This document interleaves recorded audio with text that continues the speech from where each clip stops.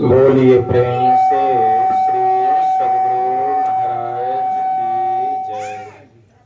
श्री सद्गुरु महाराज की जय। श्री सद्गुरु महाराज की जय।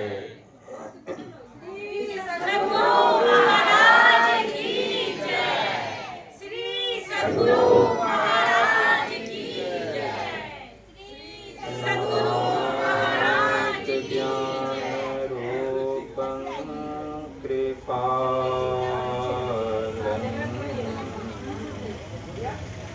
अगम बोध दाता सुबुद्धि निधि विशालम क्षमाशीलयति धीर गंभीर ज्ञानम धर्म कील दृढ़ धीर समधीर ध्यानम जगत त्राणकारी अघारे उदारम भगत प्राण रूपं दया गुण अपार। नमो सतगुरुम ज्ञान दाता सुस्वामी नमामि नमामि नमामि नमामि नमामि नमामि नमामि नमामि।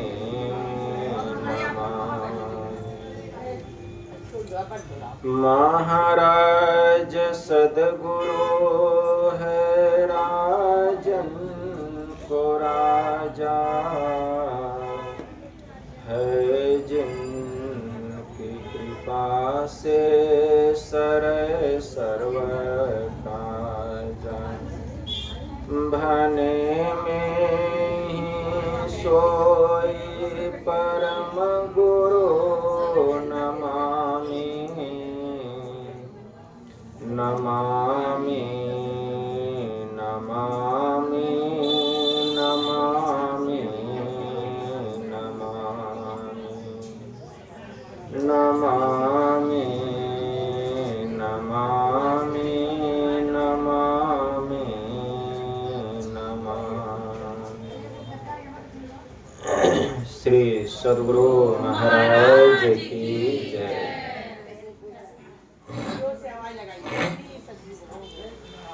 श्री सद्गुरु महाराज की जय। एक बार हम लोग आस्था और विश्वास के साथ बुलंद स्वर में गुरु महाराज का श्री जय घोष करें। श्री सद्गुरु महाराज की जय। अव्यक्त रूप में परमाराध्य संत सद्गुरु महाराज के पावन कमल चरणों में बारंबार नमन। आदरणीय सत्संग प्रेमी गुरुजनों, भक्तिमती माताओं एवं धर्मशीला बहनों, आप लोगों को सर्वविदित हो चुका है कि यह संतमत सत्संग का आयोजन हमारे आदरणीय परलोकवासी जयप्रकाश बाबू के सुपुत्र धर्म जी और घर परिवार के समस्त लोगों ने मिलजुल कर यह गृहवास के उपलक्ष्य में सुख और शांति के लिए, कल्याण के लिए घर परिवार के समस्त लोगों ने मिलजुल कर यह संत मत सत्संग का आयोजन किए। बड़े सौभाग्य की बात है। इस संत मत सत्संग के द्वारा ज्ञान योग युक्त एकमात्र ईश्वर भक्ति का संदेश दिया जाता है, उपदेश दिया जाता है। प्रत्येक प्राणी मात्र को बोध कराया जाता है कि ज्ञान क्या है, योग क्या है, भक्ति क्या है, जीव क्या है, माया क्या है, ब्रह्म क्या है, इन सभी रहस्यमयी बातों का ज्ञान सत्संग के माध्यम से यह जो जीव अबोध बना हुआ है, सत्संग श्रवण करते करते एक दिन वह सुबोध और परम ज्ञानी हो जाता है। अभी संत स्तुति और गुरु वंदना से पाठ का शुभारंभ हुआ। हम लोगों ने अति ही मनोयोग पूर्वक भक्ति युक्त ढंग से पाठ का श्रवण किया। तत्पश्चात श्री रामचरितमानस सार सटीक प्रथम सोपान बाल कांड से भी हम लोगों ने पाठ का श्रवण किया। कहा भी गया है कि रामायण का आदि और उत्तर का अंत आप पढ़े पंडित आप बूझे संत। आदि में और अंत में केवल ज्ञान और ध्यान की ही बात भरी पड़ी हुई है। ऊपर में तो केवल जलचर रहते हैं, लेकिन जो मोती रहता है समुद्र की गहराई में रहता है। जो गोताखोर समुद्र की गहराई में जाते हैं वही मोती को चुनते हैं। इसमें ज्ञान रूपी मोती क्या है, ज्ञान की बात क्या है? गोस्वामी जी ने मानस में लिखा है, बंदौ गुरुपद कंज अकृपा सिंधु नर रूप हरि महामोह तम पुंज जासु वचन रवि कर निकर। गोस्वामी तुलसीदास जी महाराज जब रामचरितमानस की रचना किए हैं तो बहुत लोगों के मन में ऐसा विश्वास हो गया कि गोस्वामी जी एक निष्ठ राम के भक्त हैं, इसलिए उन्होंने श्री रामचरितमानस की रचना की। गोस्वामी तुलसीदास जी महाराज पुनः हनुमान चालीसा की रचना की है। तब लोगों के मन में ऐसा विश्वास हो गया, ऐसी धारणा बैठ गई कि गोस्वामी जी तो हनुमान जी के परम भक्त हैं, तब तो हनुमान चालीसा की रचना की। लेकिन वास्तव में वास्तविक बात क्या है कि गोस्वामी तुलसीदास जी महाराज एक निष्ठ गुरु के अनन्य भक्त हैं। उन्होंने अपने हृदय में गुरु को स्थान दिया और जितने देवी देवता हैं सबका उन्होंने आदर किया, सत्कार किया, किसी का भी अनादर नहीं किया। इसलिए गोस्वामी जी जब श्री रामचरितमानस की रचना किए हैं तो सबसे पहले दोहा में क्या लिखते हैं, बंदौ गुरुपद कंज अकृपा सिंधु नर रूप हरि महामोह तम पुंज अजासु वचन रवि कर निकर। कृपा के सागर, नर के रूप में नारायण, जिनका वचन अज्ञानता रूपी रात्रि को नाश करने के लिए सूर्य की किरणों का समूह है, ऐसे गुरु के चरण कमलों की मैं वंदना करता हूं। पहली वंदना किनकी की है? गुरु महाराज की किए। आप हनुमान चालीसा पढ़िए, उसमें भी पहली वंदना गोस्वामी जी ने गुरु महाराज की है, दूसरी वंदना प्रभु श्री राम की किए हैं और तीसरी वंदना हनुमान जी की किए। हम लोग हनुमान चालीसा पढ़ते हैं तो क्या पढ़ते हैं, श्री गुरु चरण सरोरज निज मन मुकुर सुधारी अबर नौ रघुबर विमल जस जो दायकु फलचारी तब बुद्धिहीन तनु जानी के सुमिरव पवन कुमार बल बुद्धि विद्या देहु मोहि हरहु कलेश विकार।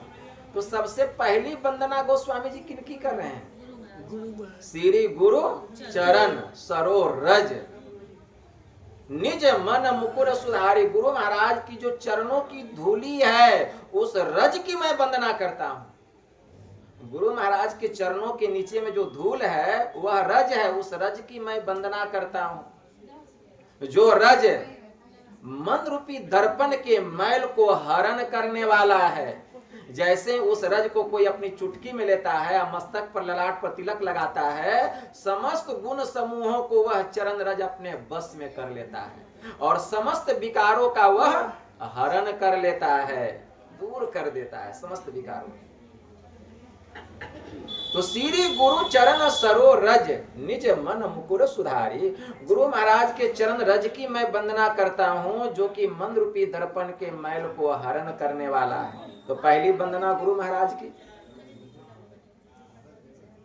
बरनौ रघुबर विमल जस अजो दायकु फलचारी।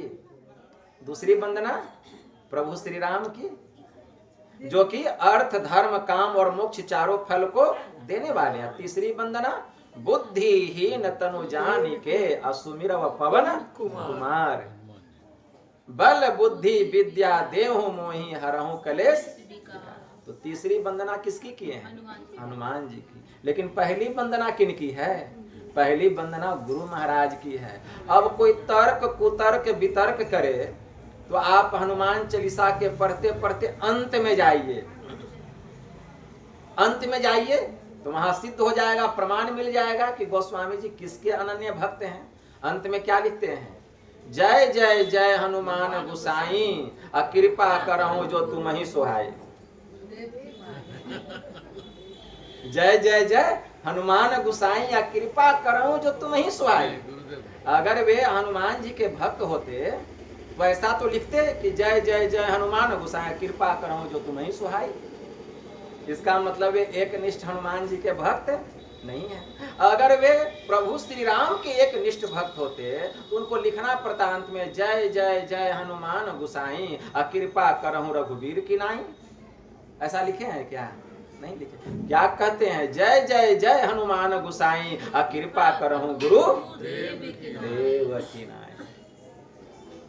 इससे क्या सिद्ध होता है कि गोस्वामी जी एक निष्ठ गुरु के अनन्य भक्त हैं, लेकिन सबका उन्होंने आदर किया है, सत्कार किया, सबको ऊंचा स्थान दिया, लेकिन अपने हृदय में गुरु महाराज को स्थान दिया। भक्त ऐसा ही होना चाहिए। और गुरु क्या है? ईश्वर के साकार रूप। इस संसार में अगर परमात्मा का साकार रूप है तो कोई दुर्गा शिव काली भैरव भवानी नहीं, एकमात्र गुरु का रूप है। अगर इस संसार में ब्रह्म का कोई साकार रूप है तो वह एकमात्र गुरु का है, एकमात्र गुरु का। इसलिए गुरु समान देवता तीन लोक में नाही, जो नर पूजे और को सीधे जमपुर जाए। हमारे परमाराध्य कहने की कृपा की है महर्षि में ही परमहंस जी महाराज। सच्चे संत का दर्शन और ईश्वर का दर्शन सम है, बराबर है, ऐसा विश्वास जिनके हृदय में है वे तेज भाग्य वाले हैं। ये हम क्यों भूल जाते हैं? ये हमारे परमाराध्य का कथन है कि सच्चे संत का दर्शन और परमात्मा का दर्शन सम है, बराबर है, ऐसा विश्वास जिनके हृदय में है वे तेज भाग्य वाले। संत कबीर साहब क्या कहते हैं? परम पुरुष की आरसी असंतों की ही देह, अलखा जो चाहे अलख को इन्हीं में लखी ले। परम पुरुष की आरसी मतलब परमात्मा को देखने का आईना क्या है? संत सदगुरु का शरीर। अगर इस आंख से परमात्मा को देखना चाहते हैं तो गुरु महाराज को देख लीजिए, और निर्गुण निराकार रूप में उनका दर्शन करना चाहते हैं वे जो ब्रह्म है, तो पांचों मंडलों को पार कीजिए। स्थूल सूक्ष्म कारण महाकारण केवल यहू के पार, असुष्मन तिल हो पिल तन भीतर होंगे सबसे न्यार। ब्रह्म ज्योति ब्रह्म ध्वनि को धरी धरी ले चेतन आधार, तन में पिल पांचों तन पारा तब जा पाओ प्रभु सार। में ही होए सकोगे जाओगे वही पार, अपार गमन ही सार भक्ति है लो यही ये मेरा। तब देखिए वहां आत्मा और परमात्मा का क्या स्वरूप है। अरे जो आत्मा है वही परमात्मा है, स्वरूपता हम एक हैं, केवल रूप अलग अलग है।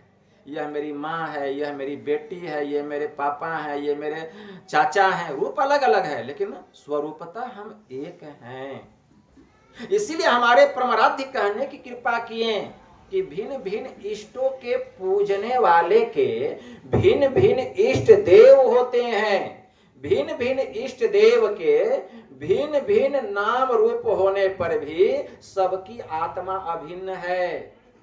कोई सौर भक्त होते हैं, कोई दुर्गा भक्त होते हैं, कोई काली के भक्त होते हैं, कोई शिव जी के भक्त होते हैं, कोई हनुमान जी के भक्त होते हैं। लेकिन भक्त की भक्ति तब तक पूर्ण नहीं होती जब तक कि वह भक्ति करके अपने इष्ट के स्वरूप को न जान ले। जो भक्त भक्ति करके अपने इष्ट के स्वरूप को जान लेता है वह यही कहता है जो दुर्गा का स्वरूप है वही काली का स्वरूप है, वही ब्रह्मा विष्णु का स्वरूप है, वही शिव का स्वरूप है, वही मेरा स्वरूप है, वही मेरे गुरु का स्वरूप है, वही ब्रह्म का स्वरूप है। सब द्वंद्व समाप्त हो जाता है। तो द्वंद्व कहाँ है? जब तक हम रूप जगत में हैं, रूप जगत में रहेंगे तो द्वंद्व बना रहेगा। जैसे स्वरूप का ज्ञान होगा द्वंद्व समाप्त हो जाएगा। इसीलिए स्वरूप का ज्ञान होना चाहिए। स्वरूपता हम एक हैं, तो उस अवस्था को प्राप्त करना पड़ेगा। मैं ही होए सकोगे, जाओगे वही पार, अपार गमन ही सार भक्ति है, लो यही हिय में धार। एक बड़े उच्च कोटि के संत हो गए, संत सुंदरदास जी महाराज। उनकी वाणी में आया, अरे श्रवण बिनु ध्वनि सुने, नयन बिनु रूप निहारे, रसना बिनु उच्चरे, प्रशंसा बहु विस्तारे, नृत्य चरण बिनु करे, हस्त बिनु ताल बजावे, अंग बिना मिली संग, बहुत आनंद बढ़ावे, बिनु शीस नवे जहाँ सेव्य को, असेवक भाव लिए रहे, अरे मिली परमात्म स्वात्मा, पराभक्ति सुंदर कहे। यही भक्ति की परम प्रकाष्ठा है, ये भक्ति की परम प्रकाष्ठा है। लेकिन प्रारंभ कहां से होगा? हम नाम रूपात्मक जगत में हैं। यह जो संसार है ये नाम रूपात्मक जगत है। तो नाम रूपात्मक जगत को पार करने के लिए हमें नाम रूप का सहारा लेना ही पड़ेगा। लेकिन किसका नाम, किसका रूप? इसी में मूल में ही हम भूल कर देते हैं, मूल में ही भूल कर देते हैं। किसका नाम, किसका रूप? आप कहते हैं शिव जी का नाम, कोई शिव के भक्त हैं तो आपने शिव जी को देखा है कि जो फोटो भगवान शिव का है वैसा ही भगवान शिव का रूप होगा? क्योंकि उसमें मोबाइल नहीं था, टीवी नहीं था, टेलीविजन नहीं था, कैमरा नहीं था। आपने देखा था कि भगवान शिव जी का रूप ऐसा था? अरे किसी ने मूर्ति को गढ़ के फोटो खींच लिया, या किसी ने किसी आदमी को ऐसा बना करके फोटो खींच लिया, तो भगवान शिव जी का वह भी वास्तविक रूप नहीं है। आपने दुर्गा माँ को देखा? अगर कोई दुर्गा जी के भक्त होंगे तो कहेंगे दुर्गा माँ का रूप देखा है कि दुर्गा माँ का रूप कैसा है, काली माँ का रूप कैसा है? क्योंकि उस समय तो ये सब नहीं था, मतलब टेक्नोलॉजी इतना डेवलप नहीं था उस समय जितना अभी है। तो ये सब जो है मनुष्य का बनाया हुआ है, सब बनाया हुआ है। लेकिन गुरु का जो रूप देख रहे हैं किसी मनुष्य का बनाया हुआ नहीं। इसलिए इस कलयुग के साक्षात देवता परमात्मा के साकार रूप कोई अगर है इस संसार में तो एकमात्र संत सदगुरु, संत सदगुरु। लेकिन बस नाम रूपात्मक जगत तक ही, जैसे नाम रूप छूटेगा यह रूप भी हट जाएगा। बस केवल नाम रूप तक, जब तक एक नाम का जप कर रहे हैं, एक रूप का ध्यान कर रहे हैं, ये सहारा है, ठीक है ना। फिर गुरु के नाम और रूप को पकड़ करके हम अरूप जगत में जाते हैं, अदृश्य जगत में जाते हैं। इसी के लिए है दृष्टि योग की साधना, वह साधना करनी पड़ती है। तो वह क्रिया कौन बतलाते हैं? संत सदगुरु। बहुत लोग कहते हैं शिव ही गुरु हैं। बिल्कुल सही बात है कि शिव ही गुरु, इसमें कोई दो मत नहीं है। लेकिन शिव कौन? शरीरधारी नहीं, वह जो निर्गुण निराकार ब्रह्म है उसी को शिव कहा गया। शिव का अर्थ होता है कल्याणकारी। शिव का अर्थ होता है जिसका नाश नहीं होता है, न जिसका जन्म होता है, जिसकी न मृत्यु होती है। वे कौन गुरु हैं? वे हैं परमात्मा। उसी का बहुत सारे नाम में एक नाम शिव है। ईश्वर का ही हरि के 1000 नाम, संत दादू दयाल जी महाराज ने कहा, दादू सिरजनहार के अकेते नाम अनंत, अचित आवे सो लीजिए जही सुमिरे साधु संत। तो हरि के 1000 नाम में एक शिव नाम, हरि के 1000 नाम में एक राम नाम, हरि के 1000 नाम में एक कृष्ण नाम। लेकिन वे जो राम हैं, वे जो शिव हैं, उसको साकार रूप में नहीं देखिए। वे कौन हैं, उसको हम कैसे देखेंगे? शिव का अर्थ होता है कल्याणकारी, शिव ही गुरु हैं, वास्तव में गुरु। लेकिन कौन? तो हमारे परमाराध्य कहने की कृपा किए, अंतर के अंतिम तह में गुरु है, अब मन पता पाता नहीं, वही है शिव। अंतर के अंतिम तह में कौन गुरु है? परमात्मा रूपी गुरु, अनादि गुरु, जिसका न आदि है, न अंत है, न मध्य है। वही है शिव, वही है गुरु, वही है परमात्मा, वही है ब्रह्म, वही है राम। गोस्वामी जी ने मानस में बड़ा अच्छा लिखा। गोस्वामी जी लिखते हैं, राम ब्रह्म परमार्थ रूपा, अविगत अलख अनादि अनुपा। अब देखिए तो इसका मतलब क्या हुआ कि राम ब्रह्म परमार्थ रूपा। बहुत लोग कहते हैं कि राम राजा के पुत्र हैं, राम ऐतिहासिक हैं। आप पढ़िए रामचरितमानस, राम ब्रह्म, राम कौन है? परमात्मा है, साक्षात ब्रह्म। परमार्थ रूपा, परमात्मा स्वरूप है। अविगत मतलब सर्वव्यापक, अलख मतलब जो इंद्रियों के ज्ञान से रहित है। अनादि अनुपा, वे अनादि अनंत स्वरूप हैं। ऐसे हैं राम। ऐसे राम के संबंध में क्या कहना? ऐसे जो ब्रह्म है, ऐसे जो परमात्मा है, जिसके संबंध में संत कबीर साहब ने कितना अच्छा कहा, जस कथिए तस होत नाही, जस है तैसा सोए, कहत सुनत सुख उपजे, अरु परमार्थ होए, बिंद नाद से अगम अगोचर, 5 तत्व से न्यार, 3 गुणन से भिन्न है, पुरुष अलख अपार।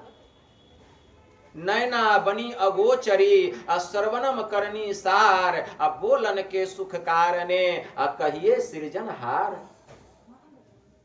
संत कबीर साहब ने कहा, क्या कहते हैं? संपुट माही समाइया, सो साहब नहीं होए, सकल मार में रमी रहया, मेरा साहब सोए, रहे निराला मारते, सकल मार के माही, कबीर सेवे तासु को दूजा कोई नाही। मेरा साहब एक तू, दूजा कहा न जाए, दूजा साहब जो कहूँ साहब खरा रिसाए, जाके मुंह माथा नहीं, नहीं रूपक रूप, पुहुप बास थे पतला, ऐसा तत् अनूप। वह परमात्मा ऐसा है, और उसी परमात्मा के साकार रूप संत सद्गुरु, और कोई दूसरा। अगर जिसको देखना है तो गुरु में ही देख लीजिए।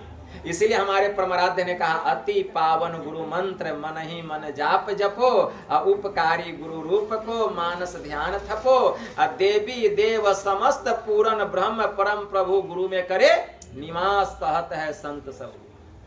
हम ये कह सकते हैं कि गुरु में शिव हैं, गुरु में राम है, गुरु में कृष्ण है, सब देवी देवता है। लेकिन ये नहीं कह सकते कि दुर्गा में गुरु है, काली में गुरु है, शिव में गुरु है, राम, ये नहीं कह सकते हैं। लेकिन सब गुरु में हैं। देवी देव समस्त पूरन, ब्रह्म परम प्रभु गुरु में करे निवास, कहत है संत। तो ये बात बिल्कुल सिद्ध हो गया कि इस कलयुग के सितारा, इस कलयुग के साक्षात देवता, साकार देवता अगर कोई है तो संत सदगुरु महर्षि में ही परमहंस जी महाराज।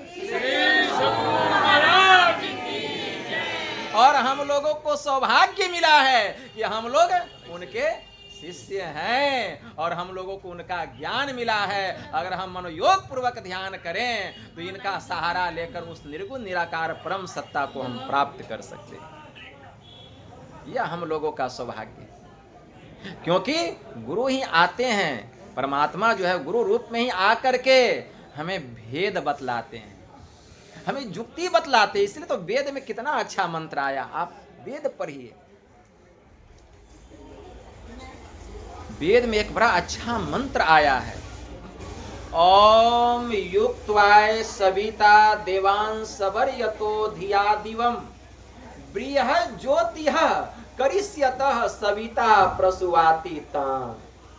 इस मंत्र के द्वारा वेद भगवान उपदेश करते हैं कि हे योगाभ्यास सीखने वाले मनुष्यों, सच्चे सद्गुरु के द्वारा ही योग का भेद जानकर, पक्के सद्गुरु के द्वारा ही भक्ति की जुक्ति जानकर तुम अपने भीतर की महान दिव्य ज्योतियां और दिव्य गुण युक्त अनाहत नाद दोनों को प्राप्त करो। और वह संत सद्गुरु जिनसे इस योग का भेद जानना चाहिए, रहस्य जानना चाहिए, इसके लिए निमित्त मतलब एकमात्र ईश्वर से इस प्रकार की स्तुति करो कि हे जगत प्रसव करता ईश्वर, आप ऐसे विद्वानों को, ऐसे संत सद्गुरु को इस धराधाम पर भेजें जिनसे हम भक्ति की जुक्ति जानकर हम अपने भीतर की महान दिव्य ज्योतियां और दिव्य गुण युक्त अनाहत नाद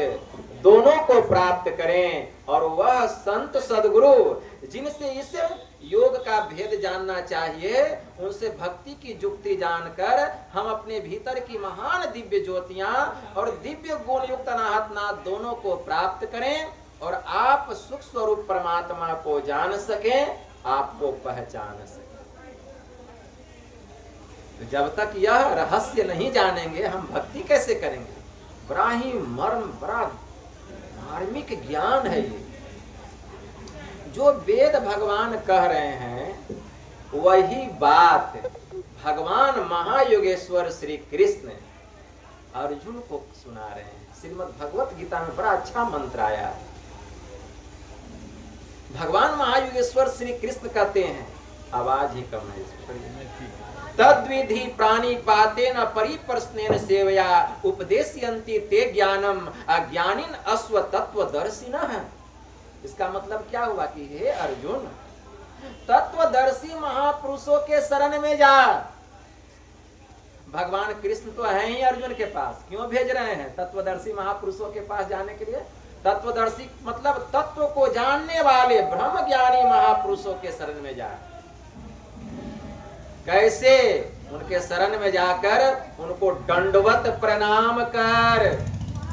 भगवान तो है ही साथ में, भगवान का दर्शन करके प्रणाम करने से अर्जुन का काम चल जाता। तो क्या जरूरत था भगवान को भेजने की अर्जुन को तत्वदर्शी महापुरुषों के पास? उनको दंडवत प्रणाम कर, कुछ दिनों तक उनकी सेवा कर, चाकरी कर, खिदमत कर, गुलामी कर। जब तेरी गुलामी से वे अति प्रसन्न हो जाएंगे तब वे तुझे ब्रह्म ज्ञान का रहस्य बतलाएंगे, ऐसे नहीं बताएंगे। और उस रहस्य को जानकर जब तू योग करेगा मतलब भक्ति करेगा, तब पहले तुझे अपने स्वरूप का ज्ञान होगा, तदंतर मेरे स्वरूप की पहचान होगी। और अर्जुन, मैं तुझे सत्य कहता हूं, सदा के लिए सभी दुखों से छूट जाएगा, तेरा परम कल्याण हो जाएगा। क्योंकि यह जो भक्ति का बीज है इसका नाश नहीं होता, इसका नाश नहीं होता और न ही इसका उल्टा परिणाम होता है, इसका उल्टा परिणाम भी नहीं होता। भगवान ने अर्जुन से कहा कि मेरे इस ज्ञान के आरंभ का नाश नहीं होता। मंत्र आया है, भगवान महायोगेश्वर श्री कृष्ण श्रीमद् भगवत गीता में अर्जुन को कह रहे हैं, नेहा भी कर्मणा सोसति प्रत्यावायो न विद्यते स्वल्पम अप्यस्य धर्मस्य त्रायते महतो भयात्। भगवान ने अर्जुन से कहा कि हे अर्जुन, मेरे इस योग के आरंभ का नाश नहीं होता, इसका उल्टा परिणाम नहीं होता। प्रत्यावायो न विद्यते स्वल्पम अप्यस्य धर्मस्य त्रायते महतो भयात्। जो गुरु से यह भेद लेकर के रहस्य जान के थोड़ा थोड़ा भी अगर कोई अभ्यास करना प्रारंभ कर देता है तो यह जो योग है, यह जो भक्ति है, गुरु से जुक्ति जानकर जो करता है, यही भक्ति, यही योग जीव को महाभय से बचा लेता है। मतलब उसको 84 लाख योनियों में भटकने नहीं देता, बार बार जीव को मनुष्य का शरीर मिलता है। अब भक्ति करते करते एक दिन वह मुक्त दशा को प्राप्त कर लेता। भगवान ने कहा, प्राप्य पुण्य कृताम लोकानुसित्वा शाश्वती समा सूचि नाम श्रीमताम गेहे अयोग भ्रष्टो भी जायते। हे अर्जुन, कितना भी योग भ्रष्ट कोई क्यों ना हो जाए, भक्ति कर रहे हैं, कभी कभी भक्ति में हम गिर गए, भ्रष्ट हो गए, तो इसका मतलब यह नहीं समझो कि जो योग भ्रष्ट हो गया उसका नाश हो गया। नहीं, उसका नाश नहीं होता है। अगर वह भ्रष्ट हो करके भी वह अपनी गलती को सुधार लेता है, पश्चाताप करता है, क्षमा याचना करता है, पुनः भक्ति करना प्रारंभ करता है, तो उससे बड़ा जोगी और कोई दूसरा नहीं होता। वह पुण्यवानों के लोक में जाता है और दीर्घ काल तक पुण्य का सुख भोग कर स्वर्ग में पुनः श्रीमान के घर में या जोगी कुल में उसका जन्म होता है। जहां से उसकी भक्ति छूट गई है, पुनः वहां से पुनः वह भक्ति प्रारंभ करता है, क्योंकि मेरे योग का नाश नहीं होता। भगवान ने कहा, इसलिए हे अर्जुन, मैं तुझे सत्य कहता हूं। भगवान ने कहा, श्रीमद् भगवत गीता में एक दूसरा मंत्र आया, अर्जुन को सुनाते हैं। सर्व धर्मान परित्यज्य मामेकम शरणम वज्र अहम त्वा सर्व पापेभ्यो मोक्षयिष्यामि मा शुचः। कि हे अर्जुन, तू सारे धर्मों को छोड़, सारे धर्मों को छोड़, अब मेरी शरण में आ। मैं तुझे सत्य कहता हूं अर्जुन, मैं तुझे सारे पापों से मुक्त न कह दूं, मैं तुझे सारे पापों से मुक्त न कर दूं, तेरा परम कल्याण न कर दूं, तो फिर तू मुझे कहना। तो सभी प्रकार के धर्मों को छोड़ने के लिए कह रहे हैं। हम लोग अपना धर्म छोड़ के सभी प्रकार के धर्म अपना रहे हैं, कितना दुर्भाग्य है। भगवान कहते सब धर्मों को छोड़ के मेरी शरण में आओ। हम लोग अपना अपना धर्म छोड़ करके सबका धर्म अपना रहे हैं।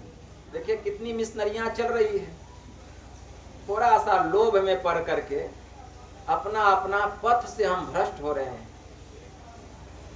गोस्वामी जी ने कितना अच्छा लिखा मानस में, बट विश्वास अचल निज धर्मा अतीरथ राज समाज सुकर्मा। अपने धर्म पर विश्वास की अचलता, यही इस सत्संग में अक्षय वट वृक्ष के समान है। तीर्थराज समाज सुकर्मा, जितने भी शुभ कर्म है इस तीर्थराज के मेले बतलाए गए, सुंदर सुंदर काम। इसलिए सभी धर्मों को छोड़िए और भगवान के शरण में जाइए। मतलब गुरु महाराज से यह भजन भेद लीजिए और इंद्रियों के जो अधीन पड़े हुए हैं, इंद्रियों के धर्म में पड़े हुए हैं, उधर से अपनी चेतन की धाराओं को समेटिए और आज्ञा चक्र 10वें द्वार में स्थिर कीजिए। इसी को कहा, सभी धर्मों को छोड़ मेरी शरण में आ। जो आज्ञा चक्र 10वें द्वार में जाएगा वही प्रभु के शरण में जाएगा। वहीं पर हमें प्रवेश करना है। भगवान कृष्ण अर्जुन को बहुत ज्ञान की बात बतलाए हैं। कहते कहते भगवान ने यहां तक कह दिया कि हे अर्जुन, अव्यक्तम व्यक्ति मापनम मन्यते माम बुद्धयः परम भावम जानान्तो ममाभयम नुतमम।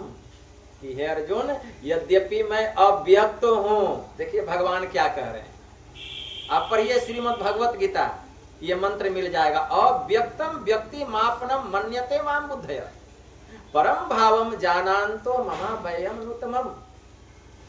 कि हे अर्जुन, यद्यपि मैं अव्यक्त हूं, लेकिन मूर्ख लोग, अज्ञ लोग मुझे शरीरधारी समझते हैं। मूर्ख लोग मुझे शरीरधारी समझते हैं, लेकिन यह बात सत्य नहीं है। मूर्ख लोग मुझे व्यक्त और शरीरधारी समझते, यह बात सत्य नहीं है। भगवान ने कहा, जो मेरा अव्यक्त स्वरूप है वही सत्य है, उसको जो जानता है वही मुझको पहचानता है। तो भगवान के अव्यक्त स्वरूप को जानना पड़ेगा, सूक्ष्म स्वरूप को जानना पड़ेगा। उपनिषद में बड़ा अच्छा मंत्र आया है, कठोपनिषद में। यम ने नचिकेता से कहा, यम ने नचिकेता से कहा इंद्रेभ्यम परम मनो, इंद्रेभ्यम परम मनो मनसः सत्वमूतमम असत्वादधि महान आत्मा महत्व व्यक्तमूतमम। इंद्रियों से उत्कृष्ट मन है, मन से बुद्धि श्रेष्ठ है, बुद्धि से महतत्व बढ़कर है, महतत्व से अव्यक्त उत्तम है, और अव्यक्त से भी वह जो पुरुषोत्तम है, सर्वश्रेष्ठ है, जिसको जानकर जीव बंधन से मुक्त हो जाता है, मृत्यु पर विजय प्राप्त करता है। यम ने नचिकेता से कहा अशब्दम अस्पर्शम रूपम वयम तथा रसम नित्यम गंधवचच्यत अनाद्यनंतम महता परम ध्रुवम निश्चय तन मृत्यु मुखात प्रमुच्यते। जो परमात्मा शब्द रहित है, गंध रहित है, स्पर्श रहित है, रस रहित है, आकाश रहित है, जो अनादि और महतत्व से भी परे का है, जो ऐसे परमात्मा को जान लेता है वह मृत्यु पर विजय प्राप्त कर लेता है। इसीलिए भगवान बुद्ध ने कहा वीर वह नहीं जो कि महासंग्राम में लाखों योद्धाओं पर विजय प्राप्त करता है, वीर तो वह है जिसने कि अपनी आत्मा पर विजय प्राप्त किया, वह वीर है। भगवान बुद्ध की वाणी में आया अत्ता ही अत्तनो नाथो, वो ही नाथो परोसिया अत्तना व सुदंते नाथम लभते दुर्लभम। मनुष्य अपना मालिक, अपना स्वामी आप है, उसका मालिक दूसरा कौन हो सकता है? जो अपने को खूब काबू में रखता है वही दुर्लभ मालिक परमात्मा को प्राप्त करता है। ये दुर्लभ मालिक परमात्मा। भगवान बुद्ध ने कहा हे भिक्षुओं ध्यान कर, इसके लिए ध्यान कर, ध्यान कर, कहीं बेपरवाही के बदले अपने चित्त को खुशी की ओर न ले जा, ताकि तुझे नरक के आग में जलते समय मुंह में वह आग का गोला निगलना पड़े और जलते समय चिल्लाकर कहना पड़े कि हाय यह दुख है। इसलिए ज्ञान बिना ध्यान नहीं, अध्यान बिना ज्ञान नहीं है। जिसमें ज्ञान और ध्यान दोनों है वही निर्वाण के समीप है। और उन्होंने यह गाथा कही नथी झानम अपयस पैया नथी अझायतो यमही झान अचपैया अचो सव्य निब्बान संतिके। प्रज्ञा विहीन को ध्यान नहीं होता, ध्यान नहीं करने वाले को ज्ञान नहीं होता। जिसमें ज्ञान और ध्यान दोनों है वही तो निर्वाण के समीप है, वही तो मुक्ति के समीप है। भगवान ने कहा इसलिए अपना दीपक आप बनो, अपो दीपो भवः। भगवान बुद्ध ने अपने भिक्षुओं से कहा अपना दीपक आप बनो। भगवान बुद्ध कहने कृपा किए कोनो हासो किम पर्सनेन नित्यम प्रज्वलिते संति अंधकारेण ओ नद्दा अपदीपम न गवे शस्त्र।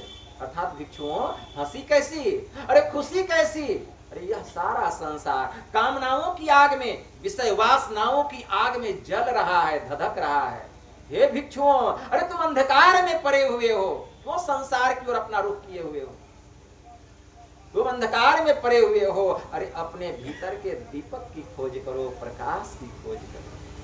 हमारे प्रमाणार्थ ने भी यही कहा खोज करो अंतर उजियारी अदृष्टिवान कोई देखा है, गुरु भेदी का चरण सेव कर अभेद भक्त पा लेता है। निस्दिन सूरत अधर पर कर कर अंधकार फट जाता है, तब नीली पीली लाल सफेदी स्याही सन्मुख आता है। तब अनुभूति होती है छट छट छट छट बिजली छटके भोर का तार दिखाता है। देखिए कितना आनंद मिलता है। चंदा उगत उदय हो रवि हो दूर शब्द मिल जाता है। ये साधना की अनुभूतियां हैं, साधना की अनुभूतियां। इसके लिए अपने भीतर की दीपक की खोज करना पड़ेगा। इसके लिए क्या करना पड़ेगा? दृष्टि योग, मानस जप और मानस ध्यान जो है यह मोटी उपासना है। जैसे जब तक कोई मोटे मोटे अक्षरों को लिखना सीख नहीं लेता तब तक उसको महीन अक्षर का ज्ञान नहीं होता। तो मानस जप और मानस ध्यान ये मोटा अक्षर है। मानस जप और मानस ध्यान के द्वारा हम लोग मन को समेटते हैं थोड़ा सा और मन को पवित्र करते हैं, सूरत को निर्मल करते हैं, ताकि हमें सूक्ष्म साधना करने की योग्यता आ जाए, शक्ति मिल जाए। इसी के लिए है मानस जप और मानस ध्यान। गुरु महाराज की वाणी में आया गुरु जाप मानस ध्यान मानस कीजिए दृढ़ साध कर, इनका प्रथम अभ्यास कर श्रुत शुद्ध करना चाहिए। इससे क्या शुद्ध होता है? इसके लिए सूरत को निर्मल करने के लिए यह मानस जप और मानस ध्यान है। इसलिए मानस जप और मानस ध्यान एकाग्रता पूर्वक करने के बाद तब हमें सूक्ष्म ध्यान दृष्टि साधन करनी चाहिए। दृष्टि योग की क्रिया, दृष्टि योग का मतलब क्या होता है?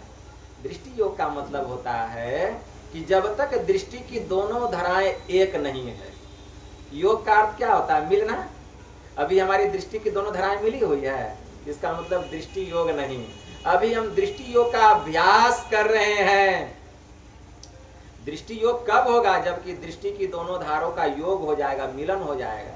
जैसे ही दृष्टि की दोनों धार मिलेगी, अंधकार का मंडल फटेगा। जैसे भूकंप होता है, धमाकेदार शब्द, ज्वालामुखी फूटता है ना, इतना धमाकेदार शब्द होगा जब अंधकार फटेगा, डर जाएंगे, डर जाएंगे। कहाँ इतना भयानक शब्द हुआ? आंख खुल जाएगा, देखेंगे कहीं कुछ नहीं, पूछेंगे इतना बड़ा बम कहाँ से फूट गया, इतना शब्द कहाँ से हो गया? कहाँ कुछ हुआ? अरे वो तो भीतर में हुआ है, ठीक है ना, धमाकेदार शब्द होगा। संत पलटू साहब की वाणी में आया, फूटी गया आसमान। कौन आसमान? अंधकार रूपी आसमान। कब? जब दृष्टि की दोनों धारों का योग हुआ। फूटी गया आसमान शब्द की धमक में, तब लगी है गगन में आग। आग लग गया मतलब अंधकार नहीं, अब प्रकाश हो गया। लगी है गगन में आग सुरती की चमक में, शेष नाग और कमठ सभी लगे कांपने। कछुआ, शेष नाग, जिस पर धरती खड़ी है वो भी, शेष नाग भी थरथराने लगेगा जब आपके भीतर में अंधकार का मंडल फटेगा। क्योंकि वो अंधकार नहीं फटा, वो समझिए धरती ही फट गया, धरती ही फट गया। शेष नाग और कमठ सभी लगे कांपने। अरे हाँ रे पलटू, सहज समाधि की दशा खबर नहीं आपने, तब समाधि लग जाएगी, आपको अपने इस स्थूल शरीर का भी ख्याल नहीं रहेगा, आप अंधकार से प्रकाश मंडल में चले जाएंगे। कब? जब तक दृष्टि की दोनों धारों का मिलन नहीं होगा। इसीलिए है दृष्टि योग। दृष्टि योग में दृष्टि की दोनों धारों को मिलाकर मिलन स्थान पर मन को टिका करके देखना पड़ता है। कहाँ देखना पड़ता है? बहुत पते की बात है, बहुत पते की बात है। दोनों आंख और नासिका का जो मिलन स्थान है, बाहर में नहीं, बाहर में नहीं, अपने भीतर में, बाहर में नहीं, अपने भीतर में। कितनी दूरी पर? तो गुरु महाराज की वाणी में आया, गंग जमुन बिच सरस्वती संगम बर, संध्या करो नित भाई, दृष्टि युगल कर अंगुल द्वादश पर, दृढ़ थिर धरु ठहराई, प्राण स्पंदन बंद हो जाई, मनहु तजई चंचलाई। गुरु महाराज की वाणी। मतलब क्या समझे? गंग जमुन बिच सरस्वती संगम पर, संध्या करो नित भाई। गंगा जमुना, बाईं आंख को गंगा, दाहिनी आंख को जमुना, अब बीच में सरस्वती नदी बह रही है। इन तीनों नदियों को एक करना पड़ेगा। इसके लिए क्या करना पड़ेगा? गुरु निर्दिष्ट स्थान पर केवल देखना पड़ेगा। एक बड़े उच्च कोटि के संत हो गए, संत तेतर दास जी महाराज, उनकी वाणी में आया। वे क्या कहते हैं? संत तेतर दास जी महाराज कहते हैं, बहुत अच्छा कहते हैं कि तीनों नयन मिलाई दे गुरु चरणन की ओर। गंगा, जमुना और सरस्वती, ये जो तीनों नदियां जो बह रही है, तो गुरु का चरण क्या है? गुरु का चरण किसको कहा गया? सामने में आप जो ध्यान लगाए हुए हैं और ध्यान लगा करके गौर से देख रहे हैं, जैसे ही दृष्टि की दोनों धार मिलेगी, गुरु महाराज का चरण नख प्रकट हो जाएगा। वह ज्योतिर्मय बिंदु। सुमिरन ऐसा कीजिए पवन पानी न डोल, तीनों नयन मिलाई दे गुरु चरणन की। गंगा, जमुना और सरस्वती तीनों नदियां वहीं जाकर के मिल जाएगी। केवल वहां देखना है, टकटकी लगा करके, आंख बंद करके, सिमटी हुई निगाह से। कैसे देखेंगे? कैसे देखेंगे? इसके लिए एक आसन से बैठना पड़ेगा। एक आसन से स्थान समतल होना चाहिए, और आसनी खूब गद्देदार भी नहीं होना चाहिए, ठीक है ना? आसनी खूब गद्देदार भी नहीं होना चाहिए। ऐसी आसन होना चाहिए जो कि उबर खाबर नहीं हो, न खूब पतली भी नहीं होनी चाहिए। एक आसन लगा देंगे, आसन पूस का हो या जूट का हो या कोई कंबल का अगर आसन तो पवित्र आसन कहलाता है, और बैठ जाएंगे। बायां पैर नीचे, दाहिना पैर ऊपर, बायां हाथ नीचे, दाहिना हाथ ऊपर, तर ऊपर गोद में रखें। शरीर को बिल्कुल एकदम सीधा, एकदम सरल भाव से बैठेंगे। एकदम शरीर को टाइट नहीं कर लेना। बहुत लोग टाइट कर लेते हैं कि सीधा बोलते हैं ना तो टाइट कर लेते हैं, नहीं, एकदम सरल भाव से, एकदम सरल भाव। धीरे से आंख बंद करना है, आंख पर बल नहीं लगाना। और आंख बंद करके अब देखिए कि क्या दिख रहा है, तो देखेंगे अंधकार दिख रहा है। इसी अंधकार में मन को लगा करके बैठे रहिए कुछ देर। अब कुछ देर जब बैठे रहेंगे तो मन की गति को देखिए, तो मन कहां कहां जा रहा है। जब देखेंगे मन कहीं नहीं जा रहा है तो मन को कहिए। कौन कहेगा? आपकी सूरत कहेगी। कौन कहेगा? सूरत। मन जड़ है, अहम चेतन है, तो हम ना मन को कहेंगे कि मन हमको कहेगा। कोई कहेगा कि मन हमको कहा ये करने, नहीं, हम मन को कहेंगे। क्या कहेंगे मन को? ऐ मन, अब चलो मानस जप करो। क्या कहेंगे? ऐ मन, चलो। पहले कुछ देर अस्थिर हो जाएंगे, आंख बंद कर लिए, अस्थिर हो गए, बैठे हुए। कुछ देर मन की गति को देखिए कि मन कहाँ जा रहा है। नहीं जा रहा है, अब मन भागेगा। अभी तो कहीं नहीं जा रहा है, लेकिन जैसे ही अच्छा काम करने लगेगा ना, मने भाग जाएगा। मन का स्वभाव है। तो उसको कहेंगे ऐ मन, अब चलो जप कर। अब जप, गुरु मंत्र पता है, बस मन को लगा दिए जप में, जप होने लगा। अब जप करते करते कब मन भाग जाएगा आपको भी पता नहीं चलेगा कि कब दिल्ली चला गया। अरे हम तो कर रहे थे जप, मन चला गया दिल्ली, बेटी का ससुराल। अब वहीं पर गप कर रहे हैं, तब होश आया हम तो जप कर रहे थे, ये दिल्ली कैसे पहुंच गया। अब मन को समेटे, फिर जप कर रहे हैं। देखिए मन की गति को पकड़िए, फिर जप कर रहे हैं। जप करते करते मन जप में लगा हुआ है, और जप करते करते जहां जरा सा भी मन हटा सूरत, फिर मन भाग जाएगा। कहां चल गया? चाइना चला गया। अब वहां मन घूम रहा है, और देख रहे हैं कि कैसे कोरोना इधर आ गया, क्या क्या मन में हाव भाव आ रहा है, मन भाग गया। अब फिर याद है हम तो जप कर रहे थे, मन कहां चला गया? चाइना। अब आप जब मन को देखते रहेंगे ना तो मन को डर लगने लगेगा। क्यों? अरे यह तो मेरी बड़ी निगरानी कर रहा है। मन डरने लगा। क्यों? आप निगरानी कर रहे हैं ना। अभी मन आप पर निगरानी कर रहा, कहता है, जैसे कहता है उठ तो आप उठते हैं, कहते बैठ तो बैठते हैं। लेकिन उसमें मन पर आपकी निगरानी हो जाएगी। जितना बार मन भागेगा, मन को समेट समेट करके लाएंगे और गुरु मंत्र में लगाएंगे, तब मन क्या होगा? थक जाएगा। कितना बार भागेगा? 1000 बार। 1000 बार मन को समेटेंगे तो मन थक जाएगा, कहेगा भागने से कोई लाभ होने वाला नहीं है, जहां ही हमको लगाता है वहीं लग जाओ, जहां लगाता है वहीं लग जाओ। भागने से कोई फायदा नहीं होगा, क्योंकि पकड़ लेता है, हमको पकड़ के लगा देता है। आप बस जप करने लगे। देखिए जप नहीं होगा, चलते फिरते जप होगा, उठते बैठते जप होगा। क्यों? क्योंकि मन पर आपकी निगरानी है। फिर जब जप होने लगेगा तो खूब जपे मत करते रह जाएंगे। बहुत लोग क्या सोचते हैं कि आप तो जप हो रहा, खूब जपे करते करते हाथ पर दर्द करवा देते हैं। मानसो ध्यान छूट गया, दृष्टि साधन भी छूट गया। जपे करते करते ध्यान किए जी, अभ्यास का कि हाँ क्या क्या किए, तो बाबा मानस जप किए, क्या दृष्टि साधन, मानस ध्यान दृष्टि साधन। कहा हुआ कि 1 घंटा उसी में पूरा हो गया, पैर दुखने लगा, तो तुमको 2 ठो क्रिया क्यों बताया गया? 1 ठो बता दिया जाता केवल मानस जप करने के लिए। यही जिज्ञासा मेरे मन में थी। हम हुजूर के पास गए, महर्षि संत सेवी परमहंस जी महाराज के पास, खूब जप करते थे। जप करते करते जपे में मन लगता था। 1 घंटा 2 घंटा पुर जाए, मानस ध्यान छूट जाए, और जप करते करते इष्ट का भी रूप आ जाए, तो हम कहे रूप भी आइए रहा है, जब भी हो रहा है, दृष्टि साधन नहीं हो। गए, बहुत बेचैन होने लगा कि अब क्या करें। 3 क्रिया बतलाया गया है। हुजूर के पास गए तो बैठे हुए थे, तो कहें हुजूर ऐसी ऐसी बात है, क्या करें, पैर हाथ भी दर्द करने लगता है। तो कहे 3 क्रिया नहीं करते? कि नहीं नहीं, कहें कि नहीं, 3 क्रिया करके उठना है।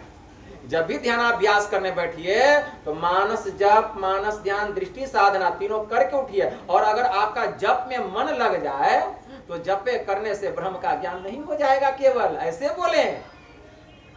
अरे यह तो नाम रूपात्मक जगत है, ये सहारा है, सर्वस्व नहीं है। हुजूर ऐसे बोले सहारा है, इसी में फंसा के मत रखिए। जब देखिए कि थोड़ा देर तक जप ठीक हो जाए तो मन को वहां से हटा करके रूप पर लगाइए, तो रूप ध्यान भी ठीक हो जाए, तब दृष्टि योग की साधना जितना देर बैठ के कर सकते हैं। ये मैं आप लोगों के सामने स्पष्ट करूं, जितना देर बैठ कर सकते दृष्टि योग की साधना, लेकिन तीनों क्रिया करके ही उठना है। अब हम वहां से आए तो जप कर लेते थे थोड़ा देर, फिर मानस ध्यान भी कर लेते, तो अब क्यों उसमें हम लगाएंगे 1 घंटा, फिर दृष्टि योग खूब करने लग गया, खूब होने लग गया। कहने का मतलब है तब ना साधना में उन्नति होगी, तो आगे क्या बढ़िएगा, पीछे ही रह जाइएगा, प्राइमरी का विद्यार्थी बन के रह जाइएगा। हाँ। तो इस तरह थोड़ा देर मानस जप, थोड़ा देर मानस ध्यान, और जब ठीक हो जाए मानस ध्यान, इष्ट का रूप एकदम हूबहू सामने में दिखाई देने लगे, तब मन को वहां से हटा करके एकदम सामने में, आंख बंद है तो स्वाभाविक है कि अंधकार है, उस अंधकार के केंद्र पर, कहां, तो दोनों आंख और नासिका का जो मिलन स्थान है, जहां हमारी माताएं बहने बिंदी लगाती है, ठीक उसके सामने, कितना सामने, तो सुने 12 अंगुल की दूरी पर। तो 12 अंगुल बनाना नहीं, बहुत लोग सुन लेते हैं 12 अंगुल नाप करके ध्यान करते, 12 अंगुल बनाना नहीं है, केवल एक अनुमानतः है। जैसे किताब के अक्षर को ठीक पढ़ना है, किताब सटा लीजिए दिखाई देगा, खूब दूर पर रखे दिखाई देगा, एक स्वाभाविक दूरी पर रखना पड़ता है कि उसका अक्षर स्पष्ट दिखाई दे।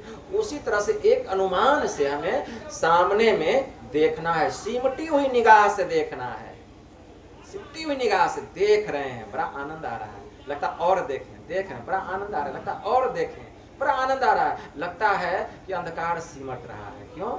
हमारी दृष्टि सिमट रही है, अंधकार नहीं सिमट रहा है, हमारी दृष्टि सिमट रही है। जैसे ये पूरा संसार है सामने में, और सुइया लीजिए, धागा घुसा पिरोना है सुई में, तो संसार तो रहवे करेगा, लेकिन हम दृष्टि को समेट लेते हैं तो सुई का छिद्र दिखाई देता है, तो संसार तो है ही। तो उसी प्रकार अंधकार नहीं सिमट रहा, हमारी दृष्टि सिमट रही है। ऐसा लग रहा है कि अंधकार सिमट गया, और जब दृष्टि एकदम सूक्ष्म हो जाएगी, एकदम महीन हो जाएगी, तब वही अंधकार काले रंग के तिल के समान नजर आएगा, काले रंग के तिल के समान। क्यों? आपकी दृष्टि उतना सिमट गई, इसीलिए पहले वह श्याम रंग का नजर आता है, काले रंग के तिल के समान दिखाई देता है। संत तुलसी साहब इसकी व्याख्या करते हैं, तिल परिमाने लगे कपाटा, मकर तारतः जीव का बाटा, इतना भेद जाने जब कोई, तुलसी दास साध है सोई।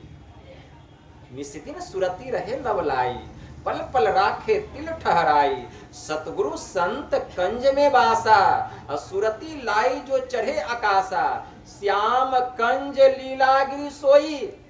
वही है श्याम कंज, मतलब काला बिंदु, लीलागिरी सोई, उसकी लीला देखिए, जो वह श्याम कंज तिल बिंदु को अपने भीतर में प्रकट कर लेता है, मतलब जिसकी दृष्टि उतनी सूक्ष्म हो जाती है, और उस तिल बिंदु पर अगर मन टिका हुआ है तब लीला देखने में आती है, वहीं से तो लीला शुरू होता है। अब लीला क्या नजर आएगा? उस तिल बिंदु से फूट फूट करके 5 तत्व का 5 रंग निकलता है, उसी तिल बिंदु से। अभी प्रकाश नहीं हुआ, अंधकार में ही अनुभूति होती है, अंधकार में ही ये सब अनुभूति होती है। उस तिल बिंदु से 5 तत्व का 5 रंग फूट फूट के बाहर निकलता है। जैसे मिट्टी का रंग पीला बतलाया गया, जल का रंग लाल बतलाया गया, अग्नि का रंग काला बतलाया गया, कुछ भी जलाइए काला हो जाएगा, हवा का रंग हरा बतलाया गया, आकाश का रंग सफेद बतलाया गया। तो ये 5 तत्व का 5 रंग, अगर उस तिल बिंदु में जिसकी सूरत सिमटी रहेगी, मन सिमटा हुआ रहेगा, तो 5 तत्व का 5 रंग, कभी लाल, कभी हरा, कभी पीला, कभी काला, कभी उजला, ये 5 तत्व का 5 रंग फूट फूट के बाहर निकलेगा। इसी को हमारे परमाराध्य पदावली में लिखते हैं, क्या?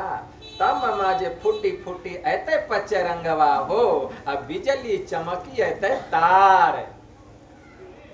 तममा मतलब अंधकार, कौन अंधकार? उस तिल बिंदु का जो अंधकार है, उससे फूट फूट करके 5 तत्व का 5 रंग निकलता है।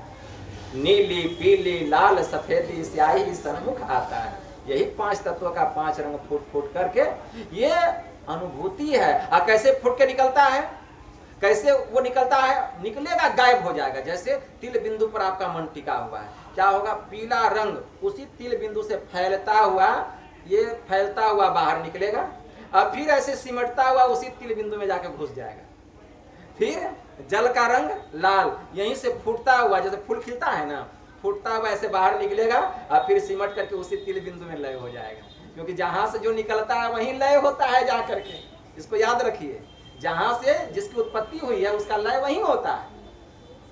फिर अग्नि तत्व का रंग निकलेगा, एकदम काला रंग निकलेगा, एकदम काला, फिर इसी में जाकर के विलीन। फिर हरा रंग निकलेगा फैलते हुए, फिर इसी में विलीन। फिर श्वेत रंग निकलेगा, फिर इसी में विलीन। लगेगा क्या कि ये सब क्या देख रहे हैं, ये सब अनुभूति है, ये सब प्रारंभिक अनुभूति है। मतलब आपका ध्यान बन रहा है लेकिन अभी तक आप प्रकाश मंडल में नहीं गए हैं, ये सब अंधकार की अनुभूति है। ये मैं कह रहा हूं, ये सब अंधकार की अनुभूति, अभी प्रकाश कहाँ हुआ है। तब जब ये सब अनुभूति होने लगती है, ये सब अनुभूति दिखाई देने के बाद फिर वो तिल बिंदु सामने उसी तरीका से है, उसी तरीका से अब केवल तिल बिंदु, और फिर मन टिका हुआ है, फिर उसी तरह की अनुभूति हो रही है। एक समय ऐसा आता है कि दृष्टि की दोनों धार सरसराती हुई जाती है, उस तिल बिंदु पर जाकर के टकराती है, वह तिल खिड़की खुलता है और वहीं पर चमचमाता हुआ ज्योतिर्मय बिंदु प्रकट होता है। जैसे वह बिंदु प्रकट होता है, परम प्रकाश, उतना प्रकाश तो सूरज में भी नहीं है, अंधकार का नामो निशान मिट जाता है, अंधकार का नामो निशान। तो श्याम कंज लीलागिरी सोई, ये सब लीला देखने में आती है।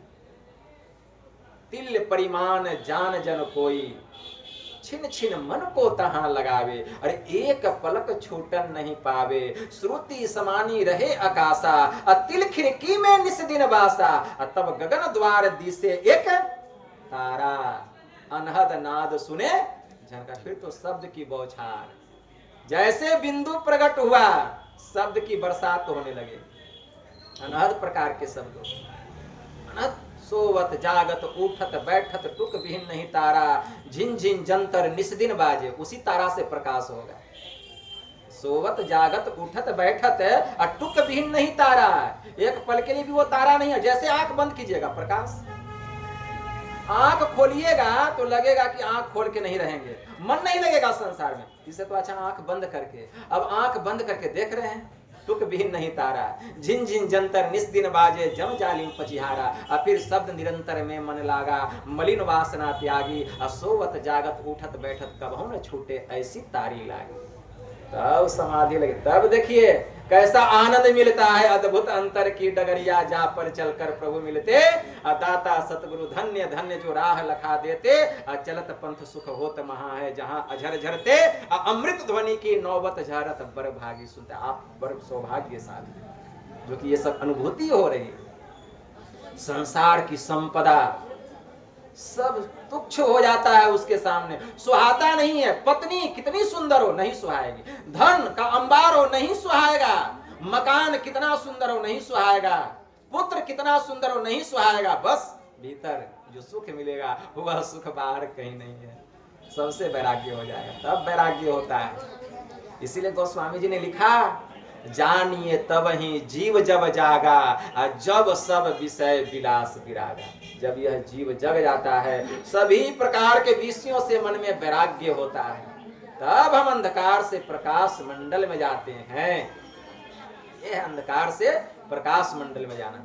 जैसे ही साधक प्रकाश मंडल पर चढ़ाई करता है, साधक की सूरत, गुरु महाराज की वाणी में आया, सुरती दर्श करण को जाती, तकती तीसरी तिल खिड़की, ज्योति बिंदु ध्रुव तार इंदु लखी, लाल भानु झलकी, बजत विविध विधि अनहद सोरा 5 मंडलों की। संत मते का सार भेद यह बात कही उनकी, असमझा में ही लखा नमूना। यह बिंदु नमूना है, बात है सत्य हित की कल्याण की बात।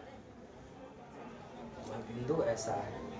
समझिए, यह प्रभु का अनोर नियाम सूक्ष्म रूप है। भगवान कृष्ण ने तो यहाँ तक कह दिया, जो मेरे इस अनोर नियाम रूप को अपने भीतर में प्रकट कर लेता है, हे अर्जुन, वह मुझ में विराजने वाली शांति को पाता है, वह अष्ट सिद्धियों का ज्ञाता होता है। अनिमा, गरिमा, महिमा, लघिमा, प्राप्ति, प्राप्तव्य, इसी तत्व, वसी तत्व, ये अष्ट सिद्धियों का वह मालिक बन जाता है। साधारण नहीं समझिए इसको। तब अंधकार से प्रकाश मंडल की सैर करते हैं, और तब साधक की सूरत सैर करते करते कहाँ जाती है?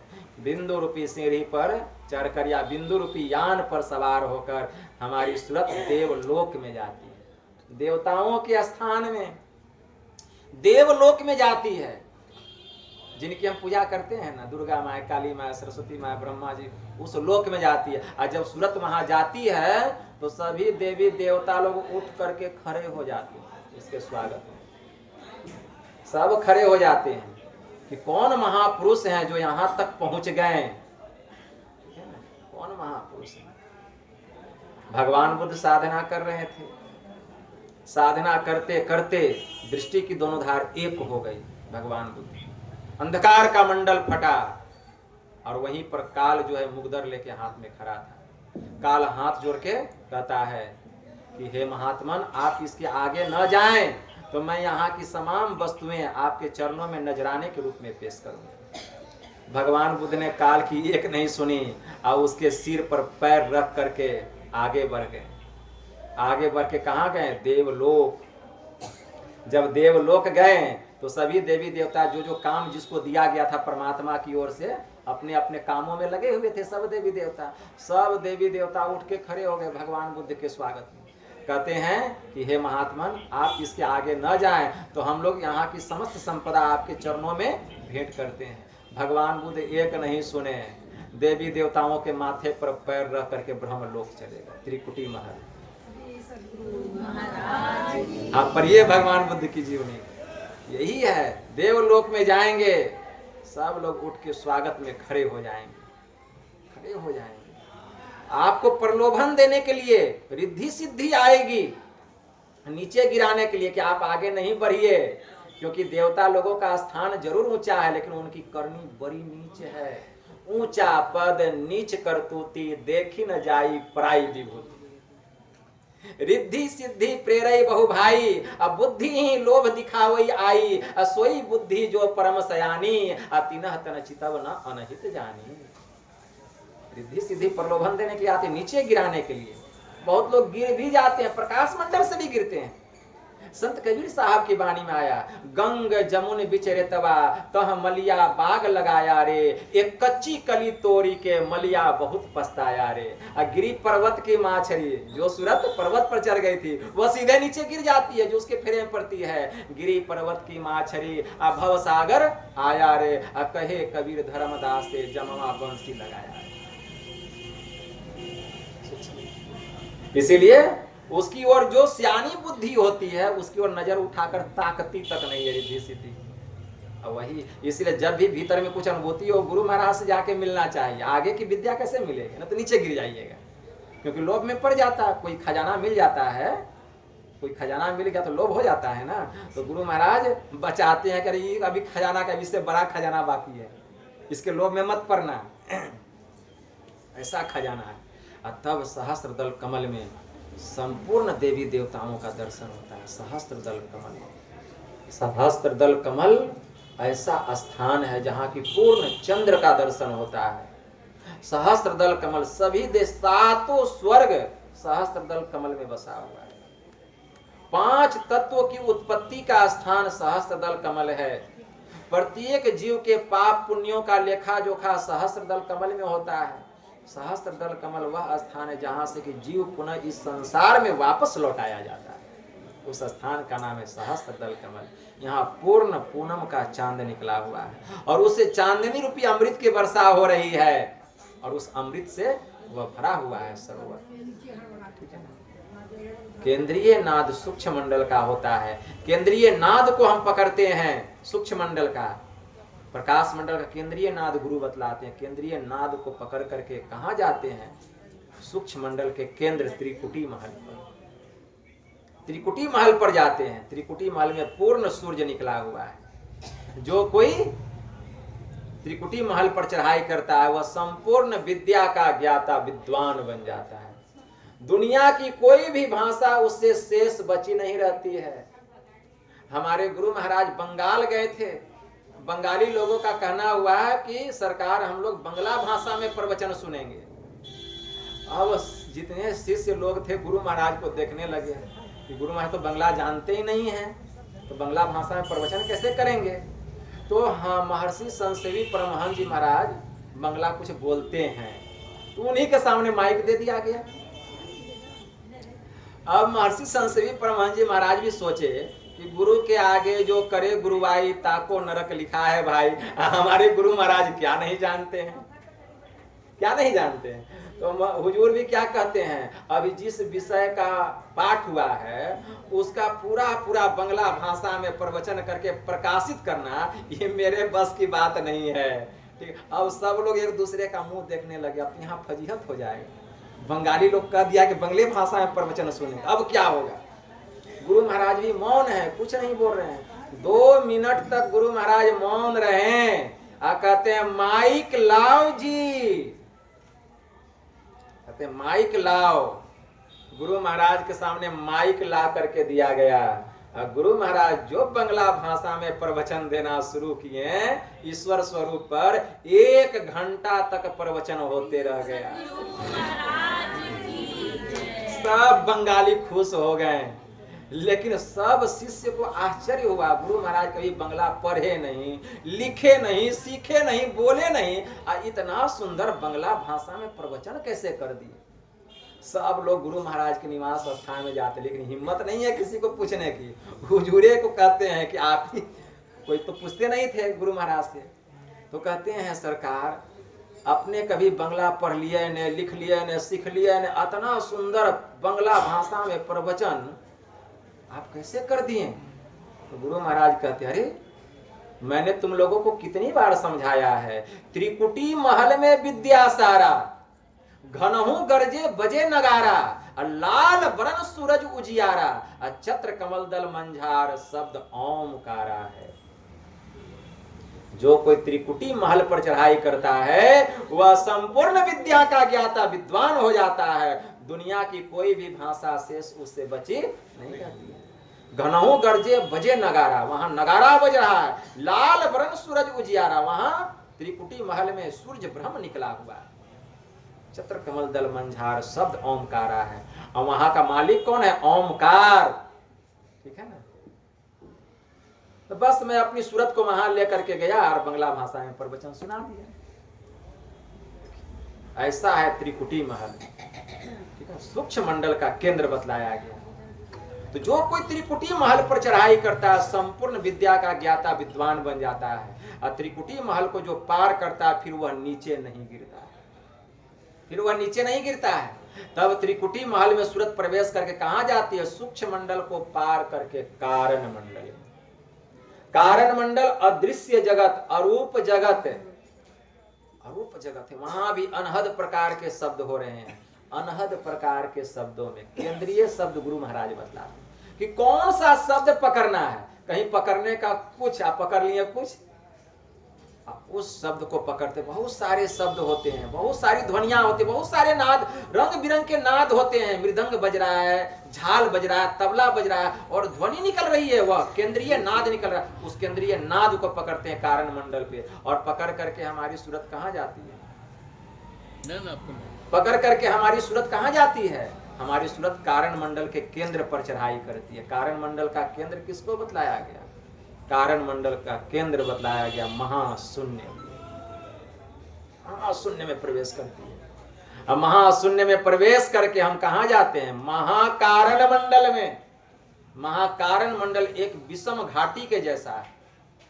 यह भी अदृश्य जगत है, अरूप जगत है, लेकिन तीनों गुण, सतोगुण, रजोगुण और तमोगुण, तीनों गुण यहाँ सम बराबर अवस्था में रहते हैं, क्योंकि इन्हीं से मंडल, यहीं से मंडल में विकृति होती है। महाकारण मंडल में तीनों गुण, सतोगुण, रजोगुण और तमोगुण, तीनों गुण बराबर अवस्था में रहते हैं। और यहीं से कारण मंडल में, सूक्ष्म मंडल में, स्थूल मंडल में विकृति होती है। तो कारण मंडल में सतोगुण, सूक्ष्म मंडल में रजोगुण, स्थूल मंडल में तमोगुण। कहां से? यही महाकारण मंडल से।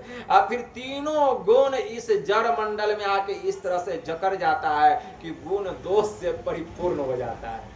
पाप पुण्य गुण दोष सुख दुख सब व्याप्त हो जाता है।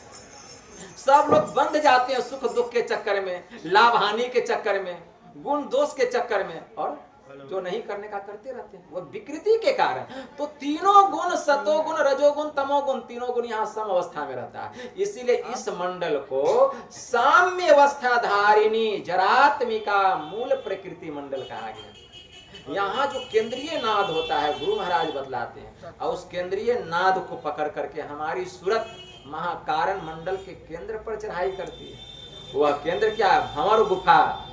भंवर गुफा में सूरत चढ़ाई करती है। अब भंवर गुफा में जब प्रवेश करते हैं सब छूट जाता है, सूरत शैलेशी अवस्था में आ जाती है। यह जीवात्मा जो है अकेली हो जाती है, स्वतंत्र हो जाती है, सभी प्रकार के जड़ के खोल से बाहर हो जाती है। शुद्ध चेतन आत्मा, शुद्ध चेतन आत्मा। ये जो आत्मा है शैलेशी अवस्था में अपने निज मंडल में जाती है, और जैसे निज मंडल में जाती है आत्मज्ञान होता है, आत्मबोध होता है, अपना ज्ञान होता है कि मैं कौन हूं। और उधर फिर मुंह सामने करते हैं तो देखते हैं कि जो मेरा स्वरूप है वही तो उसका भी स्वरूप है, मतलब वही ब्रह्म का भी स्वरूप है। लेकिन वहां पारदर्शी कांच की अलमारी लगी हुई है। जैसे पारदर्शी कांच की अलमारी के भीतर में क्या रखा हुआ है, रसगुल्ला है, गुलाब जामुन है, बर्फी है, देख लेते हैं। उसी तरह से पारदर्शी कांच की अलमारी देख लेते हैं, जो मेरा स्वरूप है वही तो ब्रह्म का स्वरूप है। दोनों में कोई अंतर नहीं है, लेकिन मिलन नहीं हुआ है। आत्मा प्रकाशित हो रही है, वहीं पर ब्रह्मनाद की अनुभूति होती है। ब्रह्मनाद की अनुभूति होती है। क्या जामे जमशेद का, क्या सिकंदर ऐन, अरे दिल चश्मा सो देखिए अविगत सूझत नैन। संत यारी साहब जी महाराज की वाणी में आया कि जमशेद की एक बहुत बड़े सेठ जी थे, उन्होंने अपने समय में एक जाम बनाया था। जाम का मतलब प्याला, और उस प्याले से बहुत दूर की वस्तु दिखाई देती थी। उसके बाद सिकंदर लोदी आए, उन्होंने अपने समय में एक आईना बनाया था। उस आईने से जमशेद के बनाए हुए प्याले से भी दूर की वस्तु दिखाई देती थी। तो संत यारी साहब कहते हैं, अरे जमशेद के बनाए हुए जाम मतलब प्याले और सिकंदर के बनाए हुए आईने से भी देखना कोई देखना है, तब दिल चश्मा सो देखिए। दिल चश्मा मतलब आत्म दृष्टि से देखिए। अविगत सूझत नयन, जिससे सर्वव्यापक तत्व परमात्मा का दर्शन होता है। संत पलटू साहब को कहना पड़ा, नाम डोर है गुप्त कौ नहीं जानता, निह अक्षर का रूप दृष्टि नहीं आवता, रंकार आकार पवन को देखना। अरे हाँ रे पलटू, देखत है कोई संत और सब पेखना, जो कोई चाहे नाम को सो नाम अनाम है जी। अरे लिखन पढ़न में आवे नाही, निह अक्षर काम है जी, रूप कहे अनुरूप पवन अनुरेखते। अरे हाँ रे पलटू, गैब दृष्टि से संत नाम वह देखते। गैब दृष्टि आत्मदृष्टि, आत्मदृष्टि। तो गैब दृष्टि से संत नाम वह देखते। नाम कौन?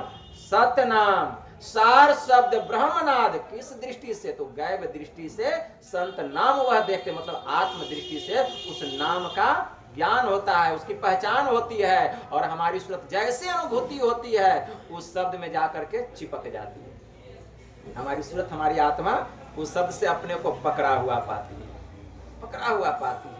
अमृतनाद में एक बड़ा अच्छा मंत्र आया, अघोषम अव्यंजनम अस्वरम च अकंठ ताल ओष्ठम अनासिकम च अरेफ जातम उभयोष्ट वर्जितम यदक्षरम नक्षरते कदाचित। वह जो नाद है सभी प्रकार के अनहद नादों से रहित है। वह जो सार शब्द है अघोषम मतलब वह सभी प्रकार के अनहद नादों से रहित है। अस्वरम अकंठ ताल ओष्ठम अनासिकम च, वह कंठ तालु और प्रभृति के भी ज्ञान से रहित है। अरेफ जातम उभयोष्ट वर्जितम, वह हर प्रकार के रंग रूप रेखा से रहित है, दोनों होठों के उच्चारण से रहित है, उसका उच्चारण नहीं कर सकते। यदि अक्षरम नक्षरते कदाचित, उसी को तू अक्षर ब्रह्म जान, जिसका कभी किसी काल में नाश नहीं होता, वही अक्षर पुरुष। भगवान ने कहा ना कि मैं अक्षरों में एकाक्षर हूं, ओम, ठीक है ना।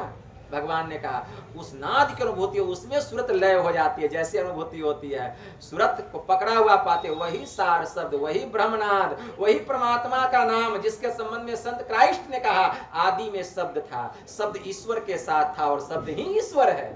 वही सार शब्द पर आत्मा को खींच करके अपनी ओर सीधे कहां लेके जाता है, जहां से वह आया था, वह परमात्मा के पास से आया था। उस शब्द को शब्द जो है आत्मा को परमात्मा में मिला के उसी में लय हो जाता है। फिर हम प्रभु प्रभु हम एक ही होई, अद्वंद्व और द्वैत रहे नहीं कोई, मैं ही ऐसी आरती कीजिए, अब भव में जन्म बहुरी नहीं लीजिए, फिर इस संसार में आना जाना नहीं होता है। यदा नद्या, मुंडकोपनिषद में बड़ा अच्छा मंत्र आया है, यदा नद्या स्यन्दमानः समुद्रे अस्तं गच्छन्ति नाम रूपे विहाय, तथा विद्वान नाम रूपा द्विमुक्तः प्रात परम पुरुषमुपेति दिव्यम। जैसे निरंतर बहती हुई नदियां अपने नाम रूप का परित्याग करके जब समुद्र में जाके समा जाती है तो उसकी संज्ञा नदी की नहीं समुद्र की हो जाती है, उसी प्रकार जो जीव पीव में जाकर के मिल जाता है उसकी संज्ञा जीव की नहीं पीव की हो जाती है। भगवान श्री राम जी ने हनुमान जी से कहा, मुक्ति को उपनिषद में मंत्र आया है, दर्शना दर्शने हित्वा स्वयं केवल रूपतः इह आस्ते कपिशार्दुल ब्रह्म स ब्रह्म सव्यम, कि हे हनुमान दृश्य और अदृश्य को त्याग करके वह पुरुष केवल स्वरूप हो जाता है, वह केवल ब्रह्म ज्ञानी ही नहीं, वह साक्षात ब्रह्म ही हो जाता है।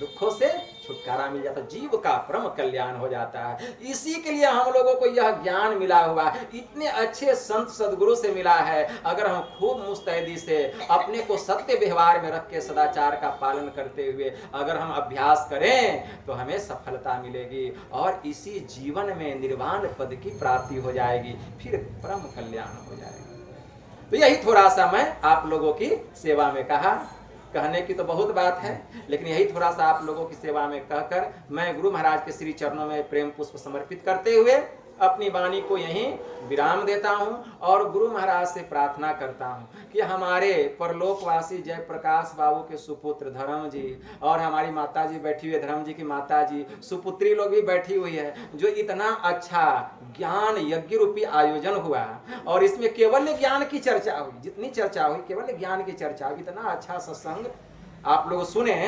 मैं गुरु महाराज से प्रार्थना करता हूं कि इसका सारा फल माता जी और घर परिवार के समस्त लोग और जितने लोग आए हुए हैं सबको इसका फल मिले और धर्म जी धर्म में इसी तरह रुचि रखें कि हमेशा यहाँ सत्संग होता रहे। बोलिए प्रेम से श्री सद्गुरु महाराज जी की जय। आप कीजिए, आप लोग जितना सुनाना था हम सुना दिए। हमारे धर्म जी इतने अच्छे हैं कि जब मैं वहां आयोजन किया पैदल चल के आए, इतनी निष्ठा है उनमें, कहते बाबा एकदम इतना सरलता हम देखते हैं, शीलता कि जरा सा भी अहंकार का अंकुर उनके भीतर में नहीं है। मतलब कि गुरु महाराज कितनी कृपा है, ऐसा संतान परमात्मा सबके घर में दे तो उसका जीवन निहाल हो जाएगा। बोलिए प्रेम से श्री सद्गुरु महाराज।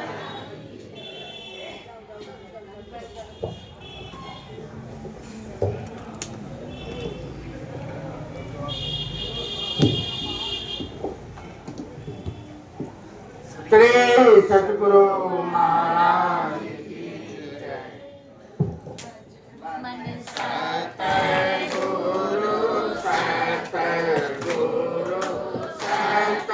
सतगुरु जी बचमन सतगुरु